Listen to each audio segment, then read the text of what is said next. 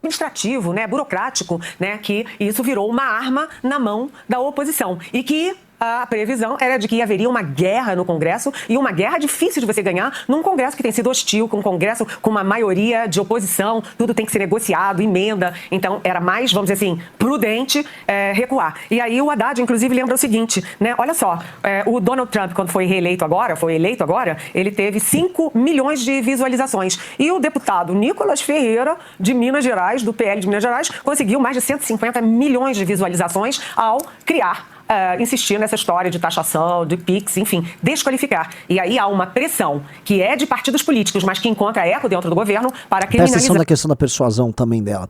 Veja quando ela vai citar lá um sujeito que é abjeto, que é o Nicolas, que é um sujeito abjeto, que é um sujeito escroto, mas que estava do lado certo aqui nessa história. Veja como ela vai falar com desprezo dele.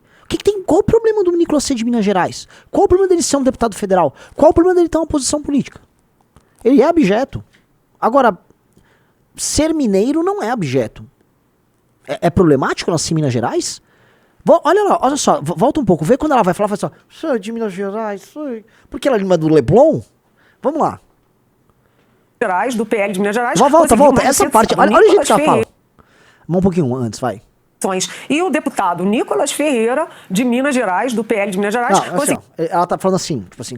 Não, e o governo teve 50 milhões de views falando tal coisa lá. E o deputado Nicolas Ferreira, de Minas Gerais... O que tem que ele é de... Porque esse tom de desprezo na fala, na hora de citar nominalmente um opositor? Por que esse tom de desprezo? E por que o desprezo está vinculado ao deputado de Minas Gerais? Deputados fazem isso. Minas Gerais é um estado da federação. Se fosse assim, o deputado de Minas Gerais, André Janones, acabou de fazer uma versão oficial, ela estaria comemorando? Minas Gerais passaria a ser bom? De Minas Gerais. Você viram o tom? Bota só mais uma vez pra vocês pegarem. É escroto o jeito. O Donald Trump, quando foi eleito agora, ele teve 5 milhões de visualizações. E o deputado Nicolas Ferreira, de Minas Gerais, do PL de Minas Gerais, conseguiu mais de 150 milhões de visualizações. Soa também que ela tá querendo falar que tem alguma coisa errada ali, né? Tipo, se o Trump teve 5 milhões e o outro teve 150. Normal isso? Depende. Normal, depende do conteúdo que o Trump precisava soltar, depende de onde ele soltou, o momento que ele soltou. O que eu posso colocar pra vocês é o seguinte, o Trump é grande, os americanos usam rede social, mas o brasileiro é tarado por rede social. O brasileiro é ultra conectado para o bem e especialmente para o mal. Então, vários políticos brasileiros, por muitos momentos, têm audiência em redes sociais muito maior do que presidentes americanos. Eu vou dar um exemplo, o Biden era uma porcaria de rede social. Então não adianta ela ficar, tipo, olha só o que aconteceu. Olha só o quê? O Janones, de Minas Gerais, quando ficava falando de auxílio, fazendo vídeo, tinha mais audiência do que presidente americano. E aí? Não era problemático isso? Não era... não, aí as redes estavam... O algoritmo estava funcionando? Ou vai querer dizer que é bot? Não foi bot com o Janones. Não parece ser bot com o Nicolas. Até porque esse número, se vocês entenderem, as pessoas... Ele conta o número de views. Se a pessoa viu 2, 3, 5 vezes o vídeo... Beleza. Então, é um vídeo muito assim. Mas agora tem teorias rodando de que o vídeo, na verdade, é que o Zuckerberg foi uma resposta que o Zuckerberg deu pro governo. Para. Pode dar o play. Ao insistir nessa história de taxação, de PIX, enfim, desqualificar. E aí há uma pressão que é de partidos políticos, mas que encontra eco dentro do governo para criminalizar essa posição, essa desqualificação que o Nicolas Ferreira fez. Por quê? Porque você desacreditar, né, atacar medidas públicas é crime. Oi? Vamos ver de novo? Acho que o pior tava no final. Deixa eu ver. O que é? Vamos ver de novo, vamos lá. Desacreditar, né, atacar medidas públicas é crime. Não, vamos voltar. Não, pera um pouquinho, não soube disso. Como é que é? Desacreditar, né, atacar medidas públicas é crime. Então, se uma medida pública não pode ser alvo de crime, de crítica, e isso se torna crime, está instituída uma ditadura. Só em regimes ditatoriais você não pode tomar medidas públicas. Você não pode, houve uma medida pública aqui tomada pelo regime cubano. Tá, nós vamos agora, sei lá, aumentar os repasses pra tal coisa. Se alguém criticar, vai preso, é crime. Como é que é? Como é que é? Eu acho que a Globo, nessa ânsia de ficar permanentemente online com esses programas da Globo News, ela tá dando muita chance que as pessoas façam coisas, senhor Rafael Rizzo, sem teleprompter. Com o teleprompter era tudo protegidinho, sabe? O texto tá escrito, tinha que ler uma tela, tá lá ali. Sem teleprompter, é uma live. Esse programa deles, no fundo, é uma live. É uma live em que a pessoa fala merda, né? A pessoa só tá falando assim. Tipo, eu não sei o nome dessa mulher. Mas Catanhede. a Catanhede, você não é apenas autoritária. Eu acho que não é só autoritarismo. A Catanhede é muito burra. Catanhede. E me espanta isso. Não era pra ser. Não era pra ser. Mas E o lance que, assim, são raros os caras, você percebe que são inteligentes no jornalismo. Conheci muitos. O Andreasa, brilhante. Texto muito bom. Em geral, o cara que tem um texto bom, que lê bem e fala bem, o cara é inteligente. O Andreasa é um caso. O Reinaldo Azevedo. O problema do Reinaldo Azevedo é outro. Agora, inteligência nunca foi. A Catanhede me parece ser uma songamonga. Olha isso que ela fala. Ela termina a fala dela com isso. Uma jornalista falou isso, cara. Uma jornalista tá falando que criticar ou atacar uma medida que vem de um governo é crime? Desacreditar, né? Atacar medidas públicas é crime. E isso... Então, deixa eu entender. Quando um governo que vocês não gostam da Globo toma medidas públicas, a Globo incorre em crime toda vez que ela ataca isso? O orçamento secreto hoje é uma medida pública. Quando vocês falam que, olha, o orçamento secreto não tem transparência, então vocês estão incorrendo em crime? Quando o Bolsonaro defendia as maluquices que ele defendia na pandemia, vocês estavam incorrendo em crime? Eu tô falando assim, de decretos, de medidas que foram adotadas naquele governo.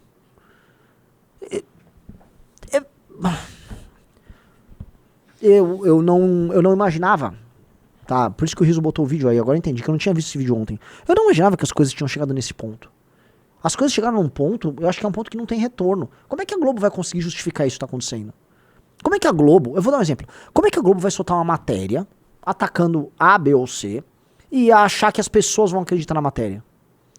Eu tô falando isso porque, assim, eu já fui alvo de ataques da Globo. Quando houve a operação dos 400 milhões, cara, eu apareci. Quando houve o negócio... Apareci mesmo, fui citado na TV, inclusive. Quando houve o lance do Arthur, o cancelado na Ucrânia, o MBL tava direto na Globo. E a gente começou a reparar que, obviamente, tinha um dano que era gerado com as pessoas, mas o dano era cada vez menor. Outra coisa que a gente reparou é que, na verdade, a Globo servia para gerar uma repercussão em termos de validação para que o judiciário tomasse ações. Então, você aparecer na Globo era um ok para que um promotor ou um juiz fizesse uma determinada ação, por vezes ilegal, mas sabendo que ela tinha uma espécie de um amparo nos emissores de verdade. E aí entra aquele conceito, que aqui agora o Renan sai um pouco da análise do caso e vai para uma abstração, mas é importante pra gente entender, que é o conceito de catedral. Digite 1 se já ouviu falar do conceito de catedral, digite 2 se você não ouviu. A gente já usou esse termo várias vezes, já soltamos documentários sobre o Curtis Yarvin que tem esse conceito, temos relatório no Valete Plus sobre isso, mas nunca é problema pra mim falar esse assunto, ou falar desses termos, porque isso é importante, tá? Conceito de catedral do Curtis Yarvin é a ideia de que existem os verdadeiros validadores daquilo que é verdade, tá? E daquilo que deve ser seguido, entendido e normatizado. E os principais elementos emissores dessa verdade são a academia, ou seja, a universidade, e o jornalismo. Inclusive existe uma relação com a academia, jornalismo.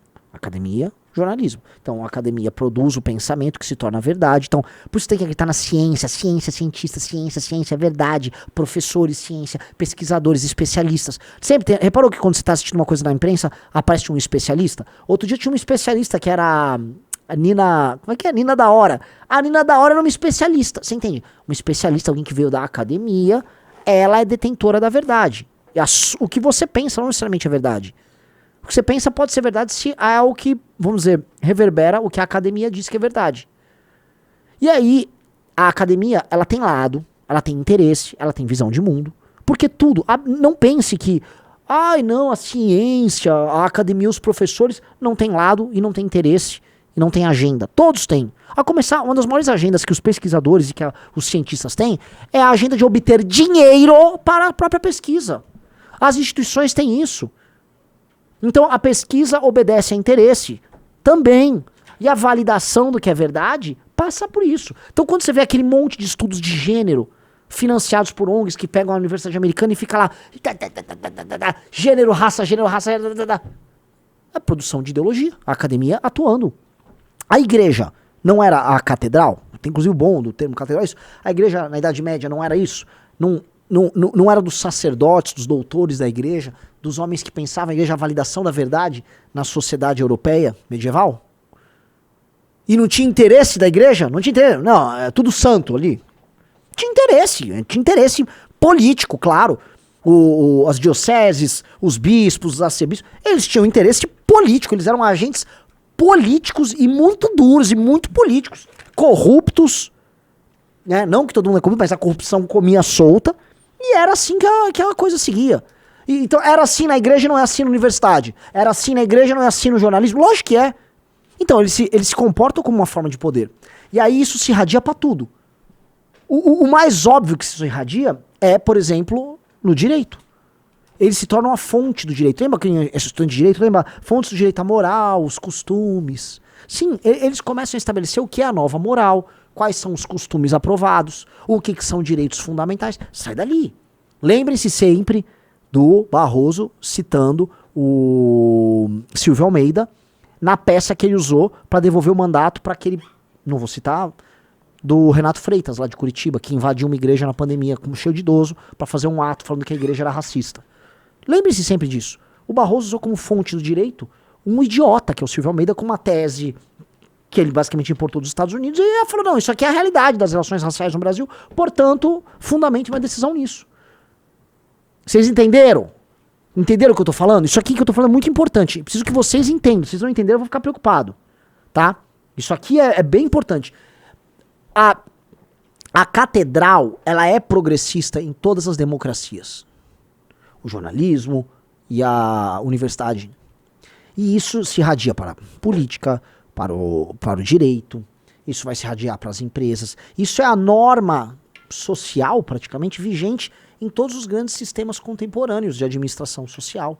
Da empresa privada, do condomínio, das relações familiares. Tudo isso começa a ser irradiado pela verdade que vem dessa catedral. Ok? O problema é que a catedral ela tá quebrada. Porque ela atende interesses tão distantes do interesse da população que as pessoas estão querendo uma reforma, né? É meio que isso, as pessoas estão querendo reforma. Olha, isso não tá me servindo, não. Isso aqui não tá me servindo. Lembra, assim, a reforma em certa medida não foi um pouco sobre isso? Venda de indulgências, patifarias de todo tipo, pouco acesso para as pessoas do livro, da verdade. A reforma foi democratizante e a reforma foi uma revolta contra isso também. Porque não adianta fingir que a Igreja Católica era perfeita, que não era. Me perdoem, meus amigos católicos, mas a Igreja Católica fez muita coisa, né? Boa e ruim, não é perfeita, é feita de homens. E isso teve consequências. A catedral tá balançando, os Estados Unidos tá balançando. As pessoas confiam no que vem da ciência, especialmente em matéria, vamos dizer, de humanas. Ou biológicas, né? Pessoas estão perdendo. Ou não, tira o pé aqui, não tô confiando, não. Eu confio no meu instinto, eu confio no que eu vejo, eu confio no que eu sinto, eu confio no que eu acho, eu confio no que eu conheço, eu confio na tradição, eu confio no que eu ouvi dos meus pais. Ah, mas isso não é ciência. Não, o seu filho tá de azul e você tratar ele como menino, isso não é certo. Porque um especialista, né, em psicologia... Tem coisa mais assim, pseudociência do que psicologia. Psicologia é tomada de Freud e... como é que chama, né? Análise, terapia. Essas porra, é pseudociência. Freud, né? Mas é tratado assim, não. Um especialista falou isso e eu vou ouvir, parece que alguém entendido, e não é, tá falando uma merda colossal. E eu vou, não, mas ele falou, ele é um especialista e não sei o quê. As pessoas começam a desconfiar. A partir do momento que um especialista em psicologia, né, nas ciências da mente, começa a te falar que teu filho é uma menina, Você fala, mas calma aí, eu não vejo ele como menina, não sinto ele como menina, ele não é uma menina. Não, mas... Não, calma, esse cara tá... Né? O seu senso comum começa a ser atingido. Você fala, não, calma aí, eu preciso repelir isso. Tá? As pessoas estão usando o senso comum, agora eu vou juntar no caso brasileiro. O senso comum está repelindo a sanha taxadora do governo. É o senso comum, porque as pessoas estão percebendo, pera, esse governo tá me taxando, esse governo taxou a comprinha, esse governo só fala em aumentar a arrecadação. Calma aí. Esse governo quer pegar essa informação pra me taxar. Ué, ele me taxou em todas as outras coisas, por que ele não vai me taxar de agora em diante? É o senso comum. Esse é o senso comum. O senso comum, a pessoa não é trouxa, a pessoa tá alerta. Oh, calma aí, eu não tô confiando aí. O senso comum de muitas pessoas não fez elas não tomarem cloroquina? Porque aquilo foi divulgado pelo governo Bolsonaro, pelos influenciadores, a torta e a direito. O senso comum não fez, cara, eu vou ficar meio que em casa aí na pandemia. Só um cara viciado no Bolsonaro, começou a se impor esses riscos. Mas o senso comum falava, não quero me expor a esse risco, não. O senso comum. O senso comum, ele tá respondendo à catedral. A Globo é representante dessa catedral, representante maior da imprensa brasileira, é o espaço onde os especialistas se sentam pra falar merda, né? E a Globo tá perdendo credibilidade, assim, à torta e à direito. Pô, é tão... Vocês não sentem isso? Então, tem problemas em você não ter confiança nos sistemas sociais de validação laica da verdade? Tem um baita problema. Eu quero confiar na ciência. E eu quero confiar no jornalismo. Eu quero que jornalistas eles estejam atentos a todos os movimentos do governo. Todos. E também de privados que estejam cometendo crime, especialmente pessoas em posições de destaque. Eu quero que uma universidade descubra um remédio, e eu confio no remédio que eu estou usando. Eu quero que um professor de história conte de verdade a minha história e não instrumentalize a história como uma forma de atacar ou dividir aquela população. Eu quero. Porque eu acredito em hierarquia. Eu acredito que umas pessoas vão saber mais do que outras. E que as pessoas que sabem mais são guardiões da verdade e protegem aquela comunidade da mentira insidiosa, da tentativa de divisão. Eu acredito em elite. Eu não acredito que é tudo igual. Eu não acredito que o senso comum é capaz de tudo. O senso comum não vai descobrir a teoria da relatividade, você entendeu? O senso comum não vai descobrir a tabela periódica. Método, trabalho, inteligência, gênio. O gênio humano descobre. E isso é diferente. O senso comum tem limites. Né? O senso comum não vai projetar um foguete. Ainda que você vai usar senso comum várias vezes no processo. Né? O que eu quero dizer é o seguinte. A universidade é bem-vindo, o jornalismo é bem-vindo, mas não essa universidade, não esse jornalismo. Porque a gente não pode ser anti-ciência, anti-conhecimento. A gente não pode correr nisso. Porque, na verdade, aí entra um ponto, agora eu vou botar o chapéuzinho de bater na direita. Muitos populistas de direita, e não estou usando populista como um termo positivo, muito direitista, quer que você seja um retardado mental. Muito pastor neopentecostal dinheirista quer que você compre o feijão para te proteger da Covid. Quer que você compre uma bengala que te salve do demônio. Ele quer que você seja um imbecil completo. Esses caras querem você na ignorância. Eles querem que você use seu senso comum pra desconfiar de tudo. Aí já está com um chapéu de alumínio na cabeça, achando que a Rede Globo, na verdade, mandou um raio na sua cabeça pra te manipular. Que a vacina é um chip. Lembra disso? A vacina era um chip. Que todo mundo que morre com algum problema cardíaco é porque toma vacina. Toda vez que tem um atleta, teve um acidente vascular. Tomou a vacina, né? A picadinha da Pfizer levou mais um. E falam isso. Eu não quero isso, porque isso não dá certo. A gente vive um mundo do conhecimento e o aprofundamento do conhecimento. É um mundo da técnica. Então a gente não pode virar um bando de débil mental, galera. Não pode. O cara botou, vixe, o feijão de 2.000. Era o feijão de R$2.000, era do pastor do Chapelão. O pastor do Chapelão, Valdomiro, né? Ele te vende um feijão, galera. Pra você comer um feijão. E aí aquele feijão te protegia do Covid e você não morria. Um feijão ungido, abençoado. E a galera falou, acho que me parece legítimo, acho que é uma boa opção, vou gastar. Eu, que sou pobre, que estou aqui na Igreja Mundial, eu vou comprar um feijão abençoado, estou salvo do Covid. Esse cara tinha que estar preso, essa é a real. Mas ninguém vai prender, porque ele tem poder político, dentro da lógica patrimonialista brasileira, esse cara vai estar sempre protegido.